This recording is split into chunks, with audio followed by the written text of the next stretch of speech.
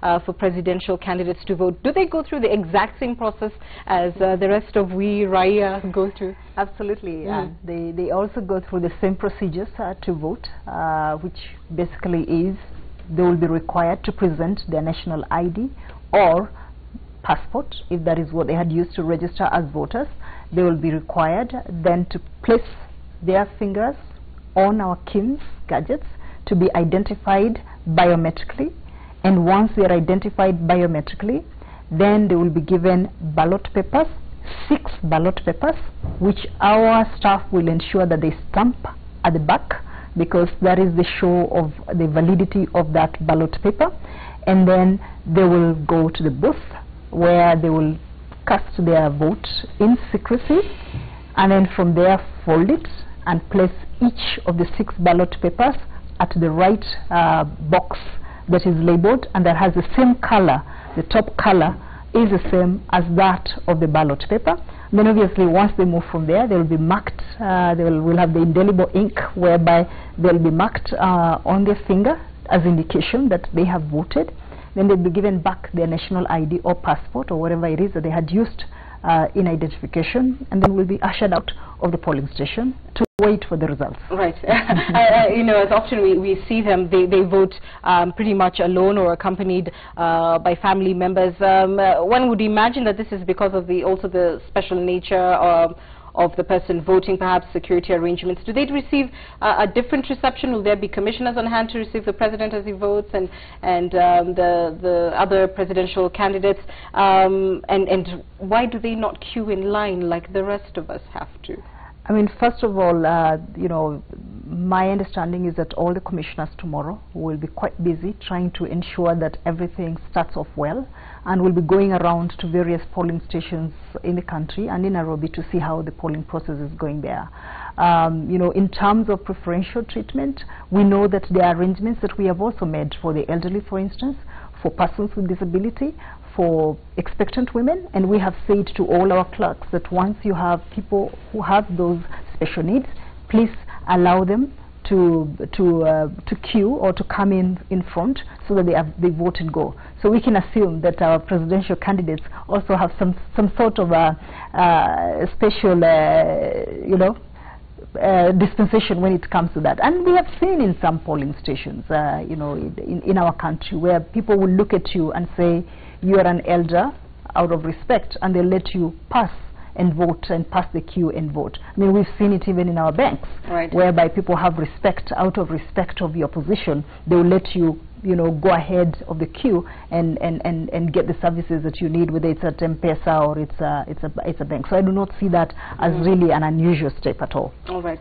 And just before I come to Charles, how prepared does the Commission feel at this point to run tomorrow's election? Is it all go? Do you have all the balloting materials in the required polling stations, or are there yet some loose ends to be tied up? I mean, for now, we are pretty confident.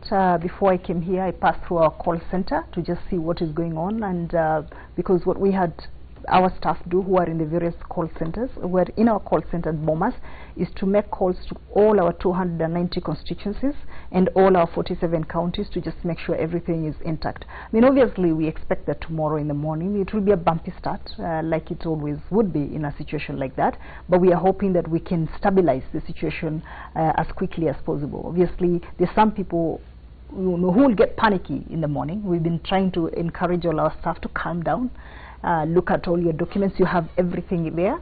Just be calm, take your time, and open the station without any panic, without any fear, because you have all the instruments or all the facilities that you need for you to be able to open the station. So far, we have not had, you know, as like we always say, whenever you plan the best wedding, you'll always find one thing you've forgotten. To some extent, some people even forget a ring. But so you will find cases like those ones, 1 or 2 cases like those ones in the morning. But we're not anticipating anything that will have a detrimental effect to the running of the elections. Obviously, issues of security are there, but I'm happy that we have this spokesperson here. We have seen some incidents in Lamu, and we are hoping that those will not have an impact to in the opening of the various polling stations. All right. And spokesman, let's come to you straight with that question in terms of security arrangements, specifically for Lamu, which has witnessed a spate of terror attacks in recent weeks. Are you confident that there is adequate security to enable poll officials open the stations on time, and that the situation there will not inadvertently suppress voter turnout? Thank you so much. And I think we're also confident in terms of security arrangements all over the country. You are aware we have a bit of challenges in places like Mandera and Lamu. But because we are prepared, I think the challenge is minimal. We have enough arrangements in some of these places. And remember, in 2013, we also had challenges in Kilifi and in Changamwe. So I think all officers are alert. You can see myself, I'm prepared to stay in our control center until morning and to the following day. I think all of us are now at police headquarters working at the operation center to ensure that we listen to what is happening in every corner of the country. And we are not limiting it only to Lamu, Mandera and such like places, because those ones have particular problem of probable Al-Shabaab attack, which I think we are quite confident that we have made proper arrangements. But equally, even in towns like Nairobi, we expect, not because there's a curfew or anything, but we expect everyone to at least go home early, get good sleep, wake up early, and exercise your democratic right of voting. We want to make history in this country together with the commissioners of IEBC, because we've been working together. We want to ensure that we go into history that the 2017 election would be one of the most peaceful elections ever that we have had in this country. We are organized, we have planned very well, but we only have one duty: to ask Kenyans to be peaceful in themselves. Many a times they would ask us what arrangements we have made for them, but we are also asking Kenyans, what arrangements have you made for us? Ensure that you don't attack your brother. Just go out. The only tool you have is the vote. Go vote. After voting, go home, let the agents remain at the polling stations, and IEBC will give us a good result at the end of the day. And we'll return to you, spokesman, very shortly, even as we go live to the coast, where reporters are standing by to understand your security arrangements, particularly for places like Lamu, and we'll also be live in Garissa very shortly. But first, let's take you now to Hassan Mugambi, who's standing by for us in Siaya, and of course this is one of the counties which will be experiencing somewhat of a challenge in terms of network coverage that will be required for the transmission of election results. Hassan has been standing by for us there, finding out more about the concerns surrounding network coverage and more in this county. Hassan.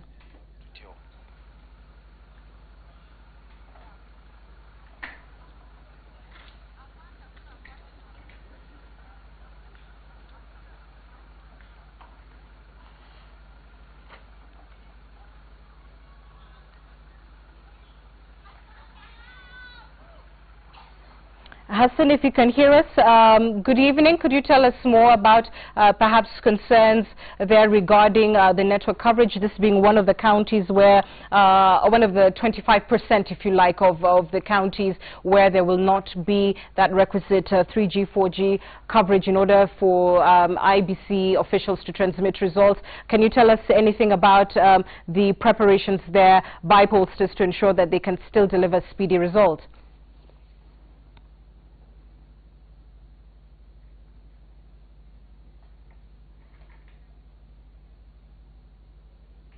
All right, we apologize for that. Hassan cannot hear us. As soon as we can catch up with him, we will do so. And before we take another link, let's just come to you, Commissioner, on the same.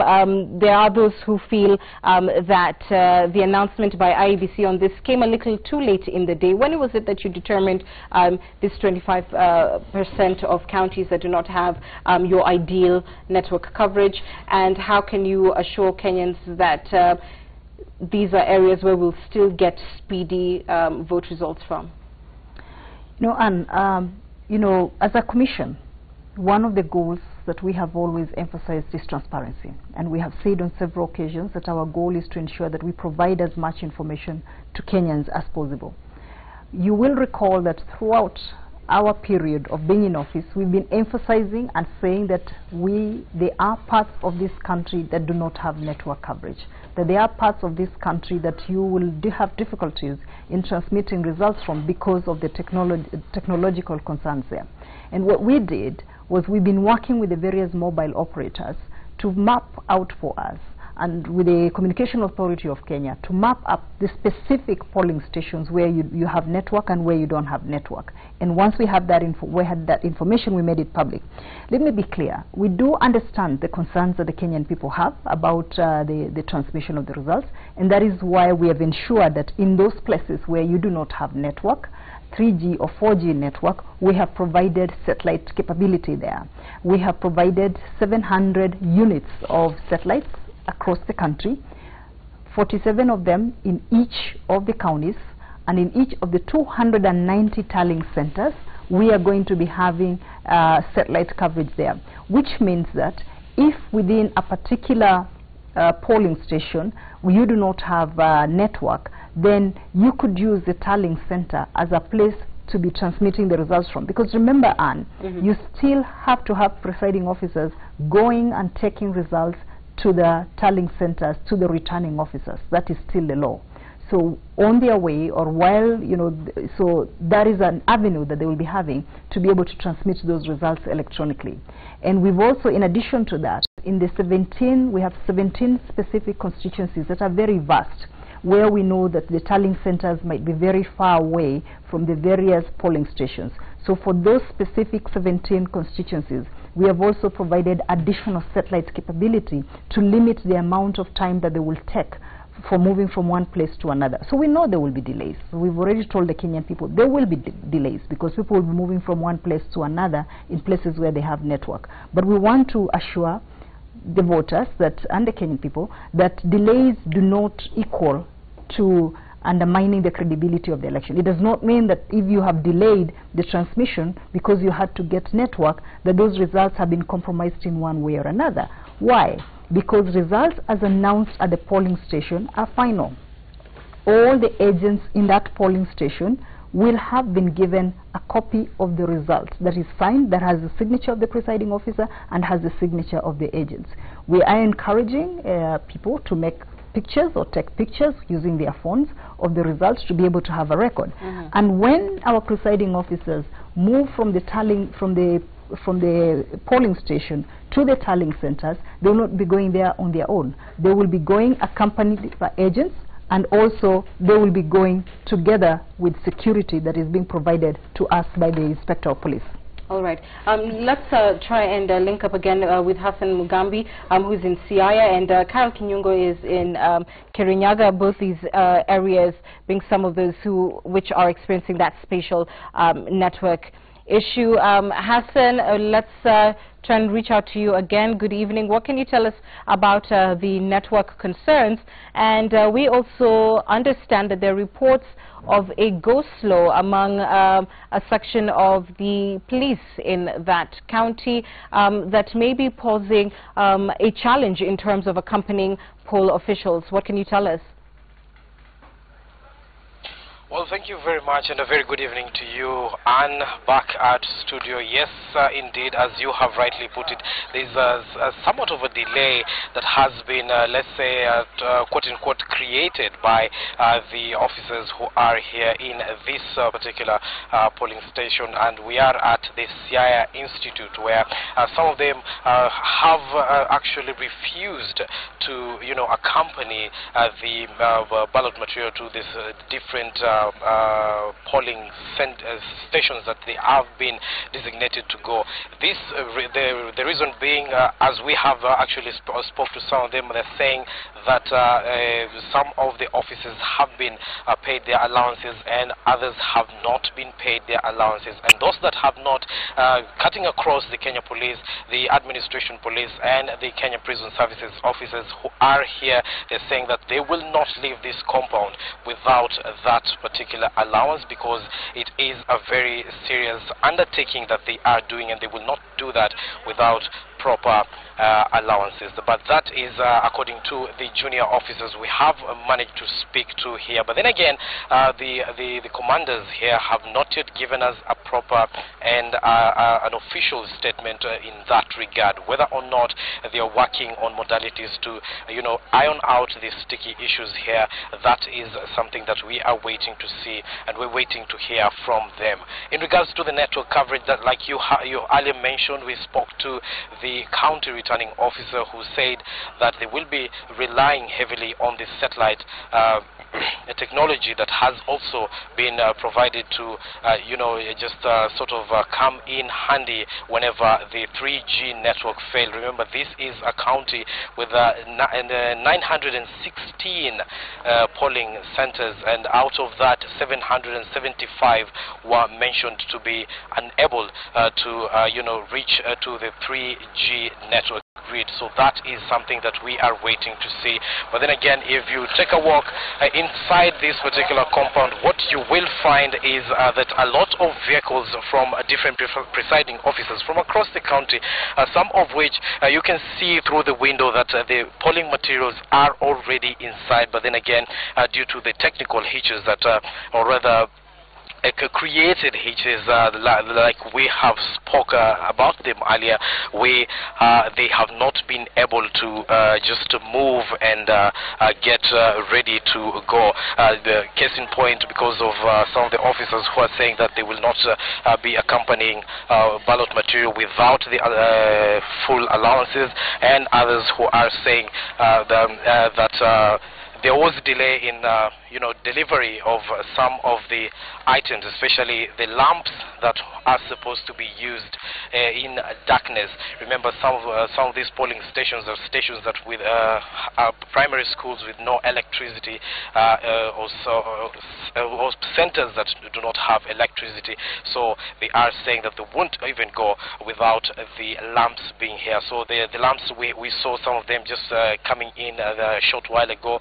So those ones will be ready to go if at all the officers that have been attached to them have already been sorted out. That is the situation here, but we are hoping that all will be well in a few, and everything else will go as planned. And very much for that report. We're going to link up with Carol very shortly, but let me just get quick reaction on that.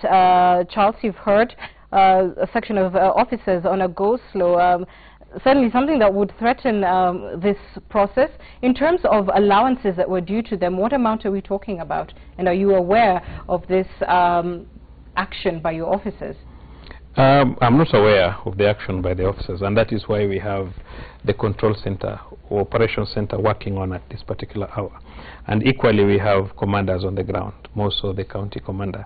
I've already mentioned the administration police allowances. I want to believe that when I leave this place, I'll be able to be informed of what has taken place. But ordinarily, it's not possible, and it's not allowed at all in our system that you can fail to go on duty because of an allowance, not even because of a salary. We are a disciplined service, and there's no compromise on work. It's not a threat, but you know the consequences. If you have been sent to work, we don't complain at that time. You complain later after work, and nobody can. This is a national exercise. This is a serious exercise.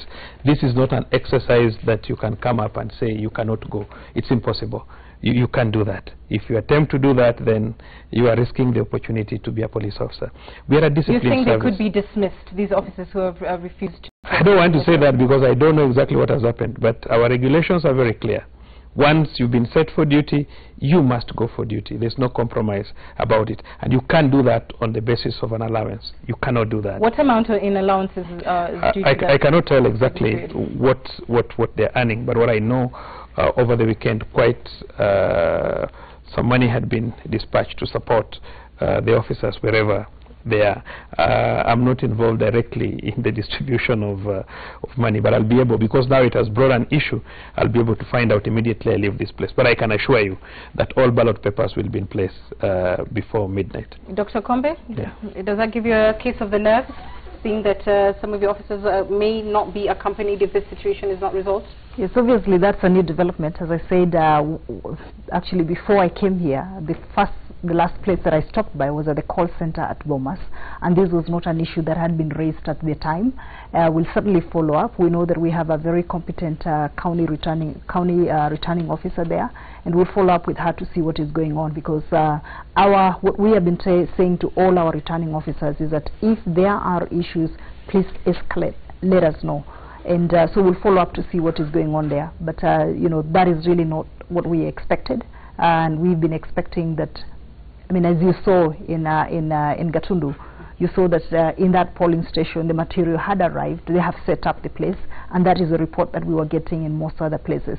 So we'll have to check and see what exactly is going on in Siaya, and then we just have to pick it up from there and ensure that that the delivery is done to the polling stations. And I'm happy to hear the assurances that we are receiving from the police spokesperson here, because we will definitely follow up from here to ensure that the delivery is made on time. All right, so that's a developing story. We'll be staying on top of it for you. Developments from CI this evening. As I mentioned earlier, we're also live for you in Kirinyaga, another area where there is that challenge of the mobile network. Carol Kinyungo is our person on the ground. She joins us with an update now. Carol.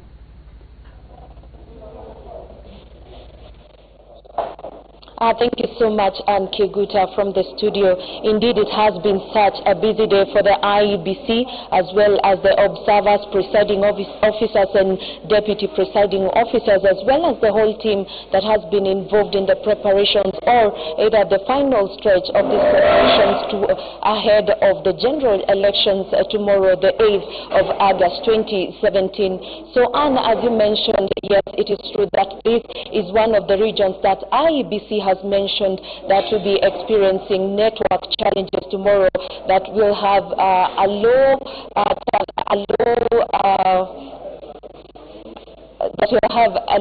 number of maybe 3G and 4G network. So what we have heard from the returning officer here is that they have found ways through interaction with the IBC that they are going to counter this challenge. So one of the ways is that they have satellite devices that they will be using so that it will not cause any delay that will be experienced when they are sending the results to the headquarters. So something else is that the presiding officers will be allowed to move from wherever they will be, so that they may move to areas that have adequate network, so they may be able to send the results as and when required. So, Anne, as you can see behind here is that election materials have already arrived from where they were. Earlier on, we were at the Kirinyaga Central Headquarters, Stalin Center in Kirogoya, where we saw the whole process from morning until evening, where the returning officers took the agents, or rather the presiding officers, through the whole process of verifying the materials that they needed, starting from the ballot boxes to the ballot papers to the lamps that are needed in case there is no electricity in some of these polling centers. And so everything, as you can see, as of now is intact. And what the officers are doing right now is that they are preparing the ground ready for tomorrow, when the residents will be coming in from 6 a.m. to cast their vote. So I mentioned to you that we have 659 polling stations here in Kirinyaga County, and 461 of them are the polling stations that are mentioned to be experiencing delays tomorrow with the 3G and 4G networks. But let's hope that all will be well tomorrow as we kick off the experience that has been long awaited by Kenyans. Back to you, Anne. Thanks very much for that report, Carolyn. Of course, this is where we're going to see one of the key gubernatorial battles between Kenya's Martha Karua and Jubilee's Anne Waiguru will be on top of that race for you. We want to shift gears now away from network challenges like those we've just seen with our reporter for us in Kirinyaga to the security situation. We're going to stand by with a report from Mombasa, where our Saida Swale is on the ground, and very shortly we'll also cross over to Garissa, where Hassan Farah is standing by. And so let me return to the question that I earlier posed to you, Charles, even as our reporters prepare to come on the air with the latest from those locations. What are the specific security arrangements to the extent that, of course, you can disclose for an area like Lamu, which has seen a spate of terror attacks. We've seen more brazen, if you like, capture by Al-Shabaab, targeting high-profile government officials, targeting fishermen, targeting vehicles, and it is certainly something that is worrying on the eve of a general election. What are your preparations to safeguard the lives of voters tomorrow? Areas like Lamu, you are aware that we have a very large forest between us and Somalia, and because of the large forest between us and Somalia, we have put a very strong buffer zone on the border of military officers taking care of our border to ensure that we don't have insurgencies from Somalia. So we have a very large contingent of military officers along the Boni forest to ensure that there is a buffer between Somalia, Kenya, and the people of Kenya. And because that is purely their duty, and they are on since the last 2-3 weeks, and particularly today they are quite on, especially at night. And remember, we had challenges where people were complaining why there was a curfew in Lamu. The major reason why we put curfews at night is because most of the attacks take place at night, and when the attacks take place at night, when you allow the civilians, the usual villagers, to move up and down during the night, then it becomes very difficult for us to tell between the criminals and the ordinary mwananchi. And I would like to request every Kenyan from that region to cooperate with us and accept that this is a very critical moment for all of us to ensure that every Kenyan in that place exercises his democratic right, so that we limit movements at night, so that if we have a group of people moving, then we can be able to tell that this may not be the genuine people and they may be criminals, and we'll be able to deal with them, because we don't want a situation where security forces may attack ordinary mwananchi. So I can say that we have quite a lot of work in some of these places because of the insurgencies from across, to ensure that we have a secure environment. Remember, you can also have a candidate who may smell a loss and may decide to delay us by collaborating, but we have taken care of that. So I want to assure everyone that our borders are well secured. We have very strong military personnel along the borders to secure the external insurgencies, but those who are inside will be able to deal with them. We have a very large number of General Service Unit officers and other specialized units in those areas. All right, and let's get now a live update from the coast and in Mombasa in particular, where Saida Swale is standing by. Saida.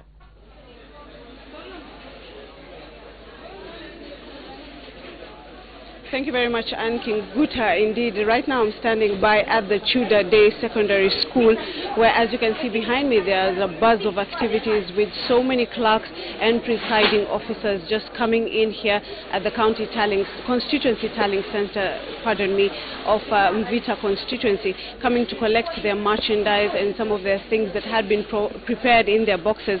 If my camera can zoom behind me, as you can see, they're just checking if some of their stationery, their envelopes, some of their wrapping material has been prepared, which they say they are foreseeing that this procedure may take a little too long because it's a procedure that started slightly late. But according to the county manager of the IEBC, Nancy Kariuki, she insisted that the reason this procedure was probably delayed was because of proximity to some of these polling stations within Mvita constituency. But as you rightly put it, within Lamu County, we saw that there was an Al-Shabaab attack that created fears among the locals here in the coast, and just determining that particular incident, just creating security concerns ahead of tomorrow's elections. And with IEBC just assuring that the residents that the measures have been put in place, they're now fearful that they don't know whether all will be well due to the proximity of Lamu with Somalia. What we do know here is that in Tana River constituency, which Nelson Mara had indicated, will still have a curfew, that is Tana River County and Lamu County. and Tana River having 118,000 registered voters and 327, with Lamu having about 69,000 registered voters, which will be the lowest in the coastal regions. The whole of coast having about 1.7 registered voters. And earlier on, Nelson Marwa, who is the regional commissioner, saying that all bars, he expects all bars tonight and tomorrow night to remain closed, so that some of those who expect or want to indulge tonight and tomorrow night would not be tempted, and so that they would turn out in large numbers to participate in tomorrow's big day, as the major elections tomorrow. But for now, activities are still ongoing here, and the same situation as here is being replicated in other major constituency tallying centers, with clerks and presiding officers just coming in to collect their merchandise, to collect their ballot boxes, to collect their ballot papers, just so that all is set for tomorrow's exercise. Back to you in studio. All right, thank you for that. So that's the situation at the coast. Let's now speak on phone to our Hassan Farah, who will be following events in Garissa Forest. Good evening, Hassan. Tell us about security arrangements to the best of your knowledge for this particular county, one of course that has had its fair share of terror attacks in the recent past.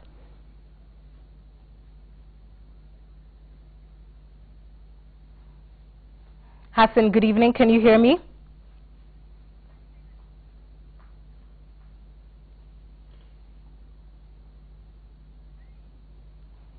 Right.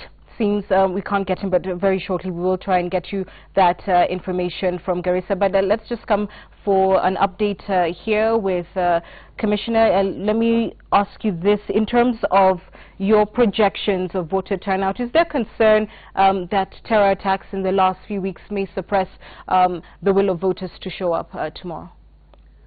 I think from the assurances that we have received from the security agencies, we believe that the Kenyan voters should not lose the confidence to come out and vote, because there have been measures that have been put in place to protect those areas, and they should get out and vote. And we also know that we have, in addition to those initial assurances, each of the polling stations have been reinforced in those places where we have security concerns. So we appeal to the voters in those places to come out, and we have also provided telephone numbers where they can call in case there are issues, in case there are security issues, that we can then liaise with the various security agencies both here in Nairobi and the various counties to be able to address any concerns that they might have. And yet at the same time, even with the significant deployment, Charles, that you've talked about, the EU now is cautioning that over-deployment may serve to cause further suppression of voter turnout. What is the response of the service? I would want to say that I've seen one of the presidential candidates raising this fear, especially in Kisumu. This is an issue of construction. How do you want to construct a situation? You construct it positively or negatively. I think the large number of police officers deployed in various areas should be constructed positively. I expect the voters and the locals, when you meet these officers, greet them, talk to them, smile with them, ask them how they are doing, so that life becomes normal for you.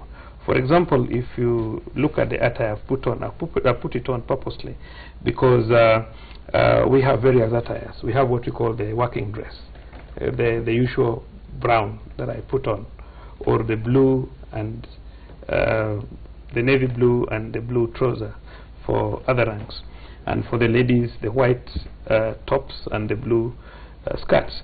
But on operations, this is not normal working hour. This is an operation hour. We put on what we call the jungle dress. So if you see them, don't get scared. They are part of you. So it depends on how you construct it. If you tell your supporters that these people are coming to harm you, then when you see them, you'll be putting a lot of fear on people. But you should put it that these people have come to support you, to ensure that you have sufficient security. Remember, and perhaps it should be then, because you appreciate, given the history of the country and the changing relationship with security services, that maybe it should be the other way around, that it would be the welcome from the security forces and expecting a population that perhaps has previously had a difficult engagement with services to be, that open to go up to them, to say hello, to feel comfortable? I come from Luo Nyanza. As a small boy, my grandfather used to send me to take milk to the corporal at the